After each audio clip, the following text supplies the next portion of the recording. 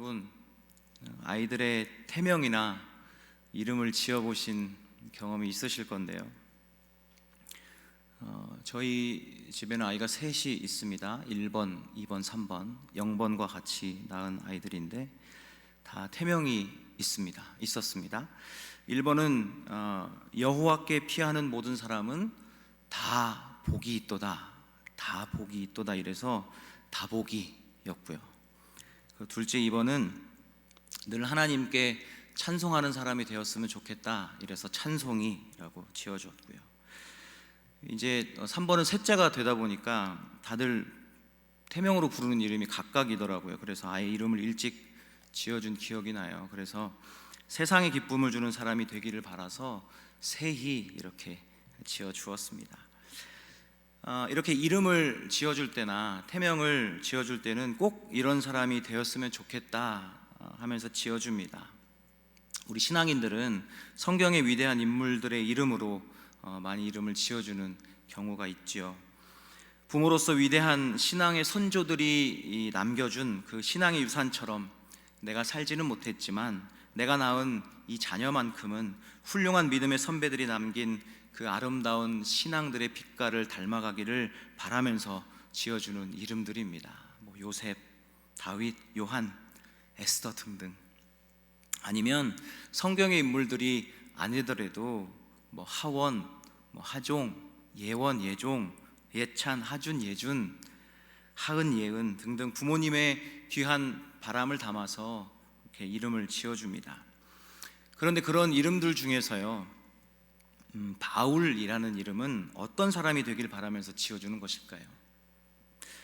물론 우리나라보다 외국에서 폴이라는 이름으로 더 많이 쓰는 것을 볼 수 있는데, 그 위대한 업적을 남긴 예수님의 제자, 또 아름다운 신앙의 모범을 보여준 또 바울, 또 전도자로서의 귀한 삶을 살아간 바울, 또 작은 자로서 겸손하게 살아라는 그런 의미로 아마 바울, 폴이라는 이름을 지어줄 겁니다. 우리는 바울을 참 잘 알고 있습니다. 수많은 업적들을 남겨놓은 신앙의 인물이고, 신약의 27권의 성경 중에 무려 13권을 쓴 사람이 바로 바울입니다. 사실 저 개인적으로는 바울에 대한 이미지는 이런 것이 있어요. 겉으로 드러나는 그의 신앙의 훌륭한 유산들도 굉장히 많이 떠오르지만 사도 바울 하면 생각나는 그런 이미지는 이 고통, 고난, 상처, 아픔, 눈물, 이런 이미지들이 많이 떠오릅니다. 특히 그가 기록한 고린도후서 11장 23절로 27절까지에 썼던 편지의 내용을 보면 그런 내용이 있습니다.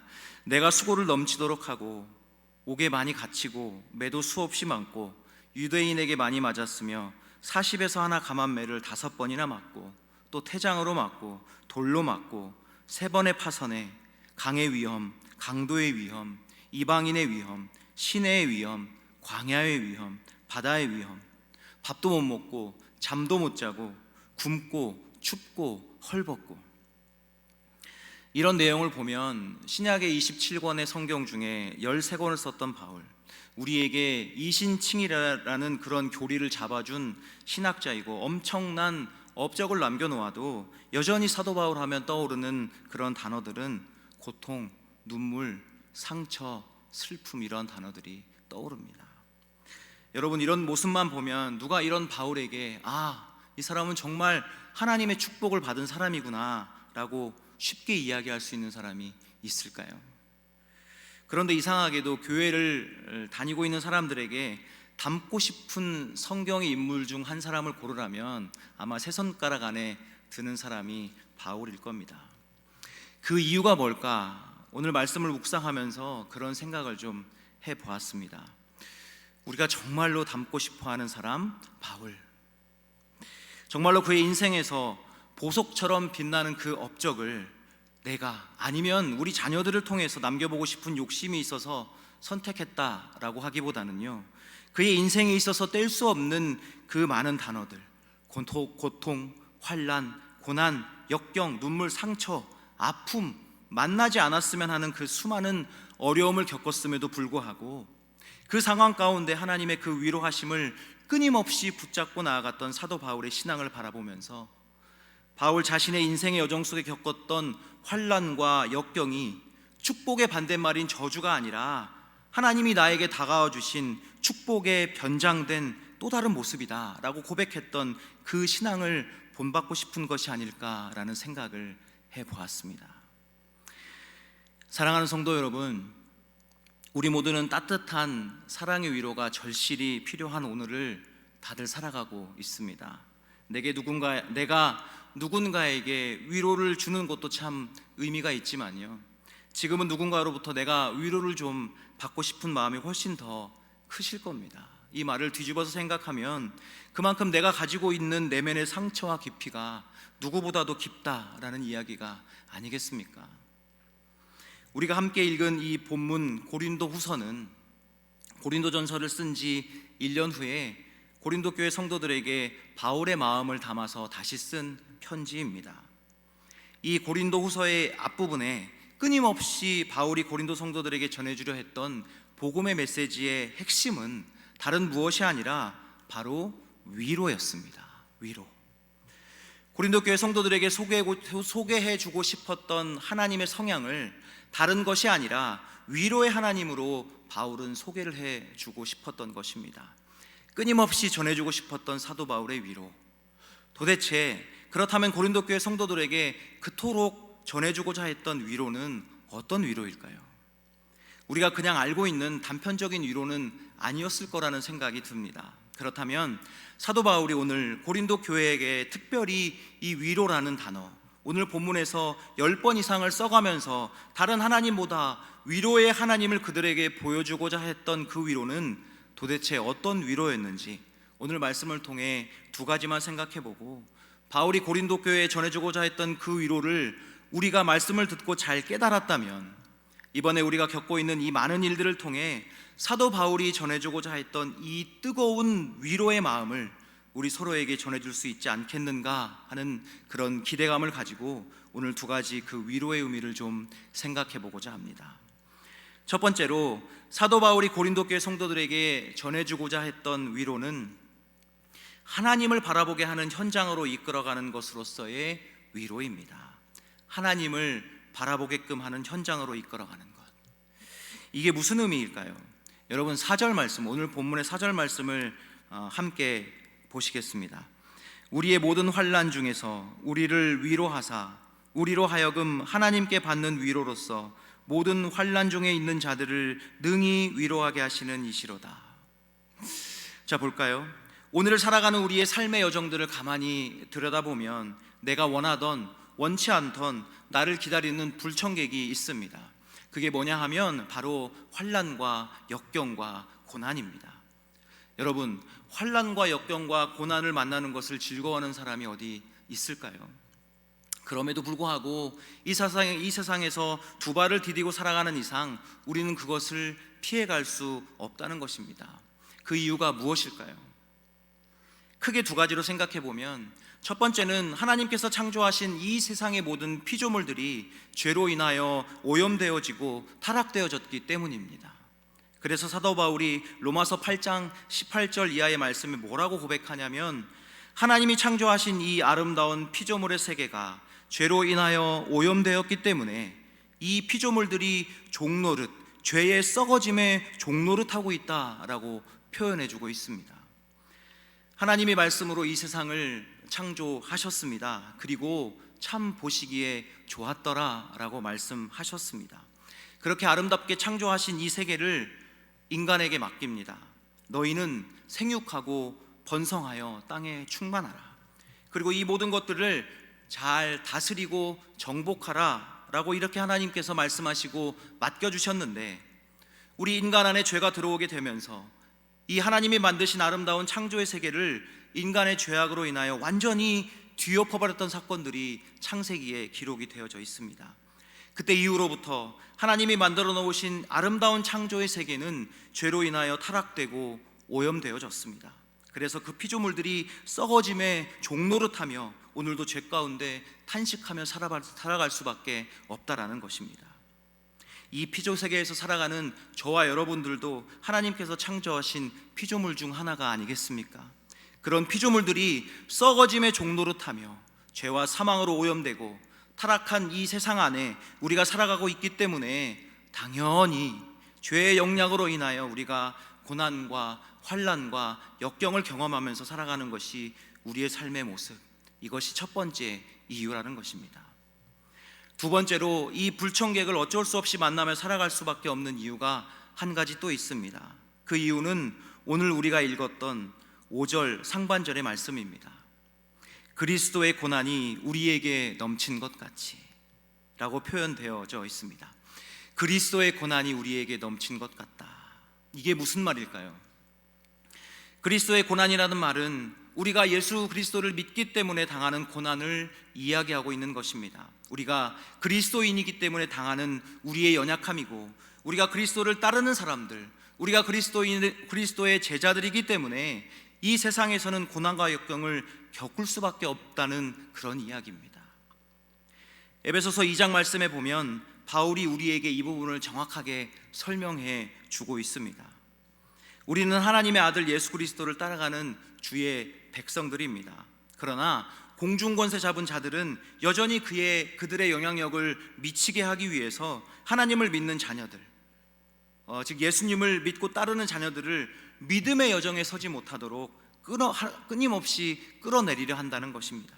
그러니까 우리는 예수님이 원하는 방향대로 걸어가려고 하고, 공중권세 잡은 자들은 예수님이 원하지 않는 반대 방향으로 살아가고 있기 때문에 이 두 가지의 끊임없는 갈등 속에서 우리는 여전히 고난과 역경을 겪을 수밖에 없다라는 것이 그 이유입니다. 그리스도인이기 때문에 우리는 때로는 손해를 보고 살고 있고요, 예수님을 믿고 따라가는 사람들이기 때문에 때로는 우리가 잊어버린 것들이 너무나도 많이 있고요, 예수님을 믿는 그 이유 때문에 우리 마음속에 너무나 힘든 일들이 시도 때도 없이 찾아온다는 것, 그게 당연하다는 겁니다. 근데 이걸 뒤집어서 생각해 보면 어떨까요? 내가 그리스도인인데, 내가 크리스찬인데, 내가 예수님의 제자로서 살아가고 있는데 내 마음에 예수님을 믿는 것이 이 세상을 살아가고 있을 때에 아무 꺼리낌도 없고 아무 어색함도 없고, 그리고 그것으로 인해서 내가 환난과 역경과 고난을 전혀 겪지 않는다. 그렇다면 정말 우리가 예수님을 잘 따라가며 살고 있는 것인지 다시 한번 우리의 신앙을 점검해 볼 필요가 있다라는 겁니다. 그러한 환난과 고난의 삶이 지금 우리뿐만 아니라 2000년 전 고린도 교회 성도들, 동일하게 환난과 역경에서 살아가고 있는 그 성도들에게 바울이 전해주었던 그 복음의 핵심의 내용이 바로 위로라는 것입니다. 그 위로를 전하면서 이렇게 이야기하고 있는 겁니다. 고린도 교회 성도 여러분, 하나님이 여러분에게 지금까지 베풀어 주시는 축복을 하나씩 세어볼 때, 혹시 내가 만나지 않았으면 좋았을 인생의 환난과 역경과 눈물들, 그것을 빼고 하나님의 축복을 헤아리지 마십시오. 왜냐하면 하나님이 주신 놀라운 축복 안에는 여러분이 만나지 않았으면 하는 고난과 아픔과 눈물의 그 현장도 하나님은 그것을 통해서 하나님의 위로를 더 깊이 느끼게 할 수 있는 매개체의 역할을 감당할 수 있기 때문입니다. 이렇게 고린도 교회 성도들에게 바울은 이야기해주고 있는 것입니다. 우리 그런 마음을 가지고 오늘 본문 4절 말씀을 다시 한번 읽어보시겠습니다. 시작. 우리를 위로하사 우리로 하여금 하나님께 받는 위로로서 모든 환난 중에 있는 자들을 능히 위로하게 하시는 이시로다. 모든 환난 가운데 있는 자들을 능히 위로하게 하시는 분, 바로 예수 그리스도이신 줄로 믿습니다. 우리가 겪고 있는 모든 역경과 환난이 어떠하든지 우리 주님이 위로하지 못할 것이 없는 줄로 이 시간에 믿으시기 바랍니다. 그 이유를 히브리서 4장 15절로 16절에 우리에게 설명해 주고 있습니다. 우리에게 있는 대제사장은 우리의 연약함을 동정하지 못하실 리가 아니요 모든 일에 우리의 똑같이 시험을 받으시니로되 죄는 없으시니라. 그러므로 우리는 긍휼하심을 받고 때를 따라 돕는 은혜를 얻기 위하여 은혜의 보좌 앞에 담대히 나아갈 것이니라. 사랑하는 성도 여러분, 사도 바울은요, 예수 그리스도 때문에 당했던 그 고난을 오늘 본문의 표현을 좀 빌리자면 힘에 겹도록 심한 고난을 당해서 살고자 하는 소망까지 끊어졌다라고 표현하고 있습니다. 그래서 내가 완전히 사형 선고를 받은 사람처럼 살아가고 있다. 바울 자신이 당했던 고난을 그렇게 표현하고 있는 것입니다. 그러면서 사도 바울은 자신이 겪었던 환난과 고난을 하나님께 불평과 원망으로 다시 내어놓지 않았습니다. 오히려 직접 힘에 겹도록 심한 고난을 받아서 살 소망이 끊어졌을 정도의 인생의 밑바닥을 치고 있는 그 순간이 오히려 하나님이 나를 위로하셨던 그 놀라운 위로를 경험하는 채널이 되었기 때문에 그 하나님이 나에게 준 저주, 형벌이 아니라 하나님이 나에게 찾아온 축복의 한 변장된 모습이었다라고 고린도 교회 성도들에게 고백하고 있는 것입니다. 그런 깊은 경험을 통해서 바울은 지금 그 환난과 역경에 처해 있는 고린도 성도들에게 이렇게 이야기해주고 있는 겁니다. 나도 힘든데 여러분 괜찮습니까? 나도 이렇게 아픈데 당신들은 아프지 않나요? 나도 이렇게 힘에 겨워 살 소망까지 무너지고 인생의 바닥을 쳤던 경험이 있는데 여러분 혹시 그런 상황에 있음에도 괜찮습니까? 이렇게 물어보니까 치유가 되는 겁니다. 상처를 치유하는 바울의 모습을 보여주는 것이죠. 지금 나도 위로받아야 되는데, 나도 누군가로부터 따뜻한 사랑의 언어를 좀 들어야 되는데, 나도 누군가로부터 정말로 따뜻한 하나님의 사랑의 위로를 좀 느껴야 되는데, 오히려 사도 바울은 그런 마음을 가지고 있었음에도 불구하고 나와 함께 동일한 환난과 역경 속에 있었던 그 고린도 성도들을 향해 하나님의 위로를 이렇게 전하고 있는 것입니다. 저는 그런 환경 속에서도 이렇게 말할 수 있는 바울의 그 힘이 참 궁금했습니다. 이런 환경 속에서 오히려 위로를 전하는 이 사도 바울의 힘이 정말로 궁금했습니다. 그것은요, 다른 곳에서 나오는 것이 아니었습니다. 본인이 경험했던 인생의 환난과 역경과 모든 것들을 복음이라는 안경을 쓰고 바라보니까 그게 역경이 아니었다라는 겁니다. 그게 힘듦이 아니었다라는 것이죠. 그게 마지막이 아니었다라는 겁니다. 자, 그렇다면 바울이 고린도 교회 성도들에게 전해주고자 했던 위로와 오늘 사도 바울이 깨달은 하나님으로부터 받았던 그 위로는 어떤 연관성이 있을까요? 위로, 영어로는 comfort라고 얘기하죠. 여러분, 위로라는 단어를 들으면 어떤 생각이 드세요?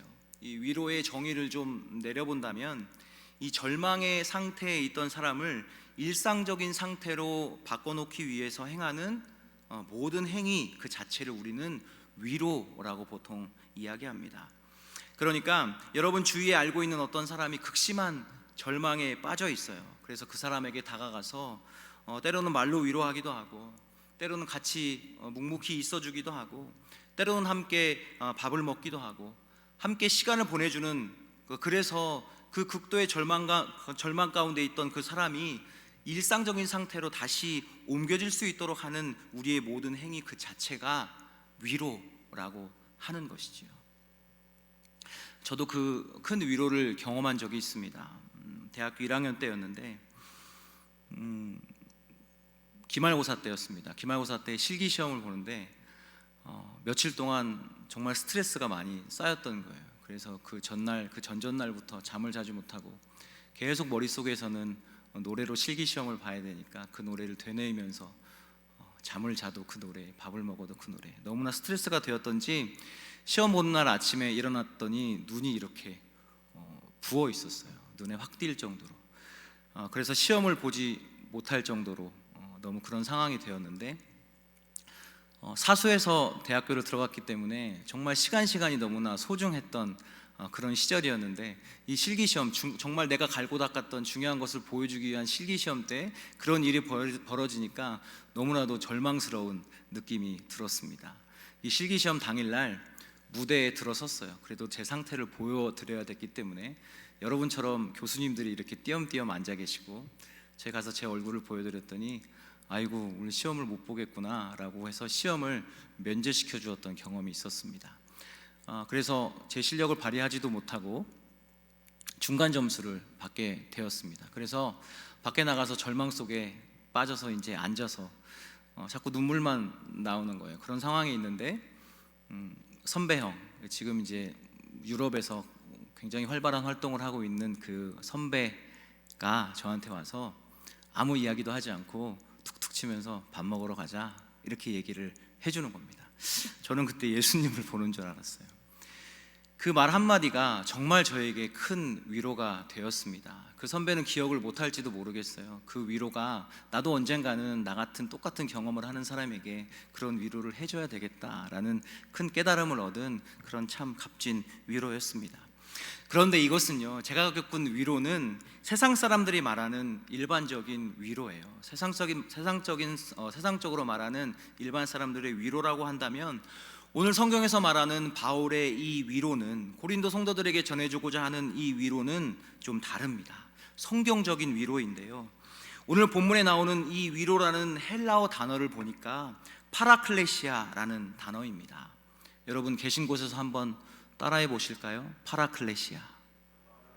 예, 감사합니다. 파라클레시아, 이 단어는 어떤 뜻을 가지고 있냐면, 사람이 혹독한 시련과 역경을 겪을 때 그저 그의 곁에서 격려하는 말, 따뜻한 말, 위로하는 말로 다정히 대하는 것, 이런 일반적인 위로의 의미를 뛰어넘습니다. 그 위로를 뛰어넘어서 파라클레시아는 현재의 고난과 환난 가운데 있는 그 사람을 그 현장으로 직접 찾아가는 겁니다. 그리고 그 사람에게 새로운 가능성이 있음을 보여주고, 새로운 회복과 새로운 축복과 새로운 영적인 세계가 있다는 것을 그 사람이 알게 할 수 있는 자리까지 그 사람을 이끌어가는 것이 성경에서 말하는 위로, 파라클레시아라는 것입니다.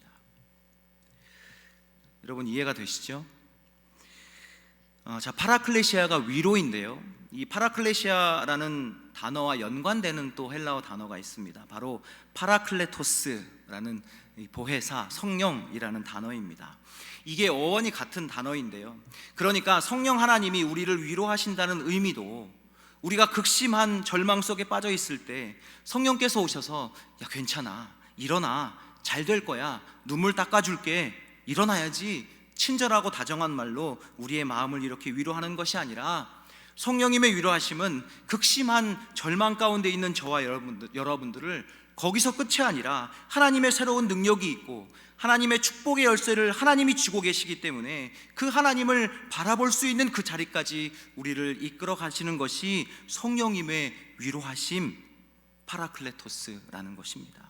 그래서 축도할 때도 성령의 내주하시고 위로하심을 비는 겁니다.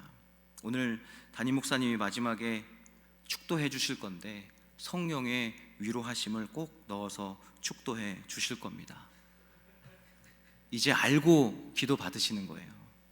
그렇다면 성령께서 이끌어 주시는 것, 하나님을 바라보게 하는 이 자리, 예수님을 바라보게끔 하는 그 자리는 어떤 자리일까요? 바로 기도의 자리입니다. 엎드린 그 기도의 자리, 주님 앞에 겸손하게 무릎 꿇고, 어떤 환난과 역경 속에서도 주님 앞에 무릎을 딱 꿇고요, 주님 내가 항복합니다, 주님 앞에 내가 두 손 듭니다, 그런 마음으로 고백할 때 시간적인 차이는 있을 수 있지만 궁극적으로 결론에 도달하는 점은 주님을 다시 바라볼 수 있게 하신다는 겁니다. 여러분, 우리는 지금 우리의 인생에서 또 다른 종류의 광야를 만나고 있는지도 모르겠습니다. 그 길을 우리가 지금 함께 걸어가고 있어요. 그 길에 성령의 위로하심, 그리스도를 바라보게 하는 성령의 이끄심이 우리 모두에게 함께 하시기를 주님의 이름으로 간절히 축원합니다. 이것이 바울이 말하는 성경적인 위로인 것입니다. 두 번째로, 오늘 고린도 교회 성도들에게 사도 바울이 전해주고자 했던 그 진정한 위로는 하나님의 위로하심을 사실은 예수님이 먼저 경험하셨다라는 겁니다. 누가복음에 보면 예수님께서 마지막에 십자가를 지시기 전에 제가 보기에는 정말로 마음의 상처를 받았던 부분을 고백하는 내용이 나왔던 것 같아요. 이렇게 말씀하시죠. 아버지, 할 수만 있다면 이 잔을 내게서 지나가게 하시면 안 되겠습니까? 여러분, 이게 무슨 말이냐면요, 아들이신 예수님이 아버지인 하나님으로부터 버림받은 겁니다. 버림받아야 할 것도 알고 있고요, 십자가상에서 완전히 버림받을 수밖에 없는 그 결론을 예수님은 이미 알고 계셨습니다. 아셨음에도 불구하고 하나님께 그 마음을 고백하고 있는 거예요. 저는 설교 준비를 하는 동안 그 마음이 읽어졌습니다. 아버지, 나 지금 상처받았는데 그 상처 좀 아물게 해주시면 안 될까요? 그 말이 이 잔을 내게서 지나가게 해주시면 안 되겠습니까? 하는 그 표현이 아닐까 생각을 해보았습니다. 그런데 결국은 아들이신 예수 그리스도가 아버지의 뜻에 순종하게 됩니다. 그 말은 내가 아버지로부터 버림받겠다라는 것입니다. 버림받겠다. 그 말은 무슨 말일까요? 버림받지만 그 버림으로 인해 생긴 내 마음의 상처는 하나님의 위로하심으로 치유가 되어진다는 것입니다. 저는 그 치유가 예수님의 완벽한 죽음 이후에 3일 만에 부활하신 예수님의 모습이 아닐까라고 생각을 해 보았습니다. 아버지 하나님으로부터 위로를 받으셨던 우리 주님이 결국은 사도 바울이라는 한 사람을 찾아가서 그에게 진정한 위로를 보여주시고, 그 예수님의 위로를 경험했던 바울이 다시금 고린도 교회 성도들에게 위로를 흘려보내는 내용이 오늘 본문 6절의 내용입니다. 같이 한번 읽어보실까요? 우리가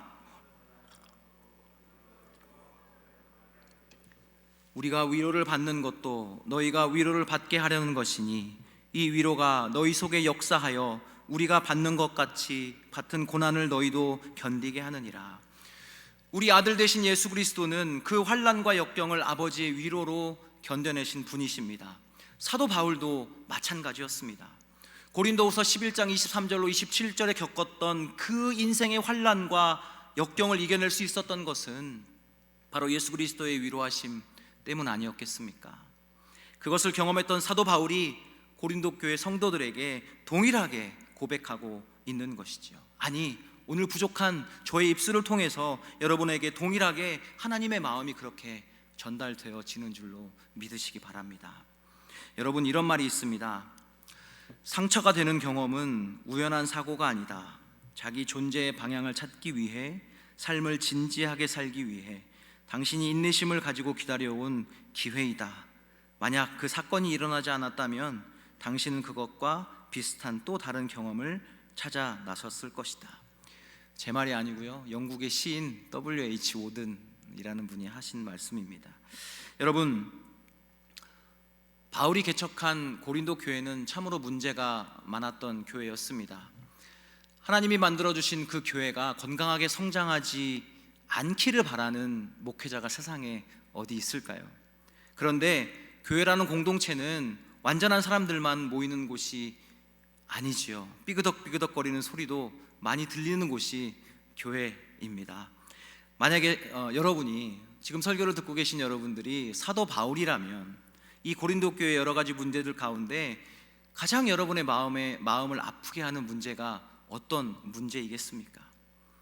여러 가지가 있겠지만 아마 목회자로서 견디기 가장 어려운 것은 내가 목회하는 교회의 교인들로부터 당하는 그 인정받지 못함일 것입니다. 그것이 가장 힘든 것이 아니겠는가.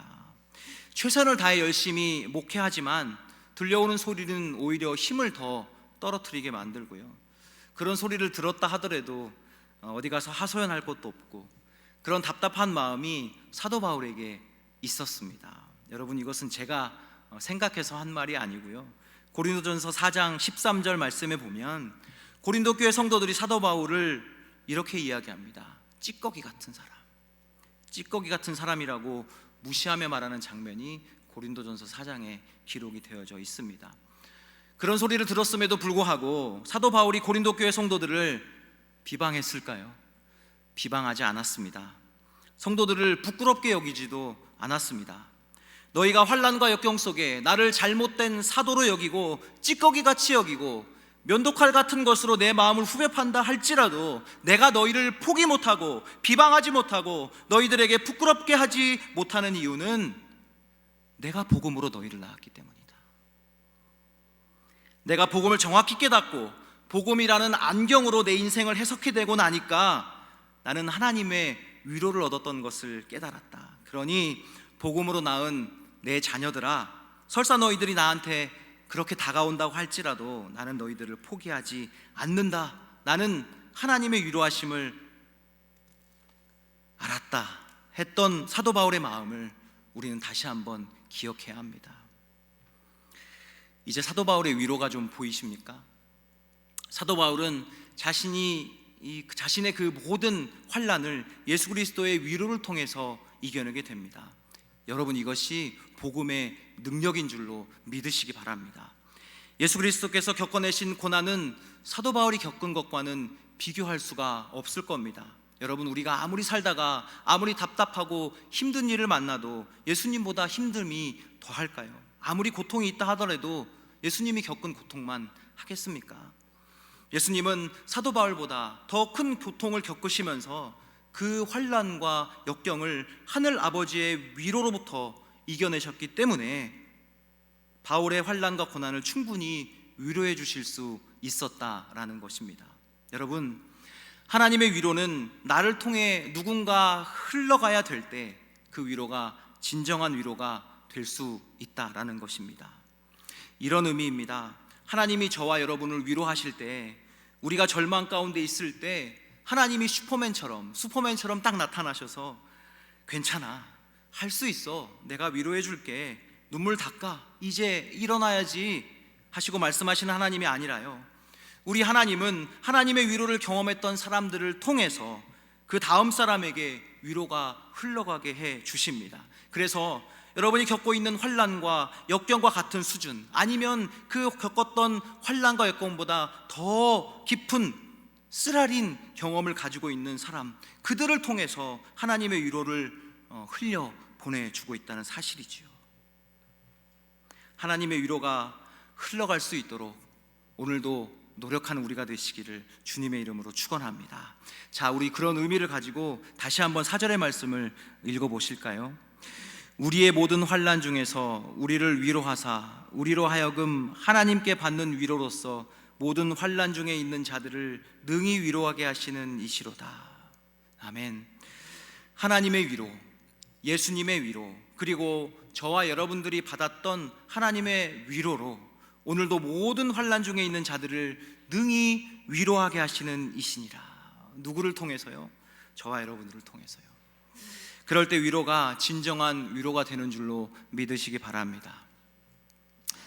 사랑하는 성도 여러분, 블레서라는 프랑스 단어가 있습니다. 이 단어는 상처라는 뜻인데요, 이 상처라는 단어가 영어의 축복을 의미하는 blessing이라는 단어의 어원입니다.